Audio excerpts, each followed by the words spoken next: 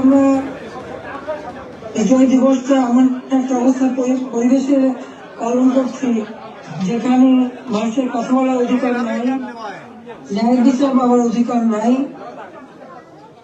মৌলিক অধিকার থেকে মানুষ বঞ্চিত। এটাই হচ্ছে সবচেয়ে দুঃখের। দরগা শরীফ, মন্দির, গির্জা, প্যাগোডা ধ্বংস করা হয়েছে। আজকেও যখন বাংলাদেশ অত্যন্ত একটা কঠিন সময়ের মধ্যে দিয়ে যাচ্ছে, একটা ফ্যাসিস্ট সরকারের অধীনে বাংলাদেশের মানুষের মৌলিক অধিকার, বেঁচে থাকার অধিকার সবই হরণ করা হয়েছে। সারা বাংলাদেশ জ্বলছে, প্রতিটি প্রতিষ্ঠান আগুন দিয়ে পোড়ানো। সেই অবস্থায়ও প্রবাসীরা আজকে নির্যাতিত নিপীড়িত মানুষের পাশে আছে। একজন সাধু চিন্ময় কৃষ্ণ দাস, তাকে গ্রেপ্তার করা হলো, কিন্তু তার পক্ষে আইনজীবী দাঁড়াতে পারবে না। এটা কোন ধরনের বিচার যে একজন আসামির পক্ষে আইনজীবী দাঁড়াতে পারবে না? যদি কোনো আসামি আইনজীবী না দিতে পারে তো এটা সরকারের দায়িত্ব আইনজীবী নিয়োগ দিয়ে দেওয়া ন্যায় বিচারের স্বার্থে। বাংলাদেশে ন্যায় বিচার নাই। পাক চীনা রাষ্ট্রদূতের সঙ্গে বিএনপির বৈঠকের পর এবার জামাতের সঙ্গে বৈঠক ব্রিটিশ হাই কমিশনারের। বাংলাদেশে নিযুক্ত ব্রিটেনের হাই কমিশনার সারা কুকের সঙ্গে বৈঠক জামাতে ইসলামী। সম্প্রতি বাংলাদেশে হিন্দুদের ওপর আক্রমণ নিয়ে সরব হন ব্রিটিশ সাংসদ, আর এবার ব্রিটিশ হাই কমিশনারের সঙ্গে বৈঠক জামাতে ইসলামীর প্রতিনিধি দলের।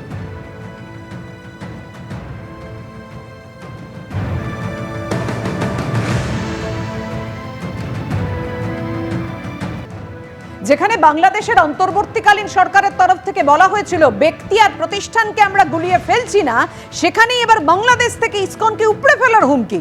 ইসকনকে ক্যান্সারের সঙ্গে তুলনা মৌলবাদী, প্রকাশ্যে হিন্দু সংখ্যালঘু নিধনের নির্দেশ দিচ্ছেন মৌলবাদীরা। প্রাইভেট জেটে সারা দেশে ঘুরে ইসকন ও তার ভক্তদের হত্যার হুমকি দেওয়া হচ্ছে। বাংলাদেশের সংখ্যালঘুদের বিরুদ্ধে গণহত্যার এই প্রকাশ্য আহ্বান মর্মান্তিক।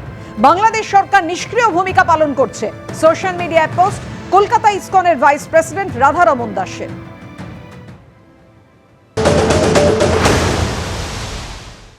আমি স্পষ্ট দেখতে পাচ্ছি বাংলাদেশে এখন সবচেয়ে বড় বিপর্যয়কারী হচ্ছে ইসকন।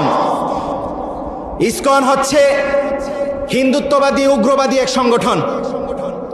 সারা বাংলাদেশে ইতিমধ্যে এটা ক্যান্সারের মতো রূপ ধারণ করেছে।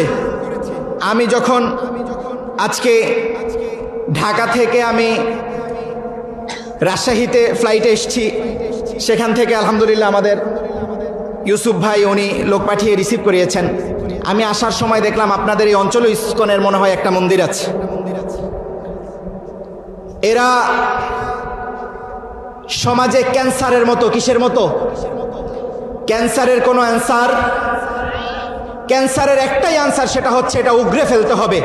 শরীরের যেই অংশে ক্যান্সার হবে সেই অংশটা কেটে না ফেললে এই অংশ ঠিক হবে না, সারা শরীরে ক্যান্সার ধরবে। ইসকনকে বাংলাদেশ থেকে উগড়ে ফেলতে হবে।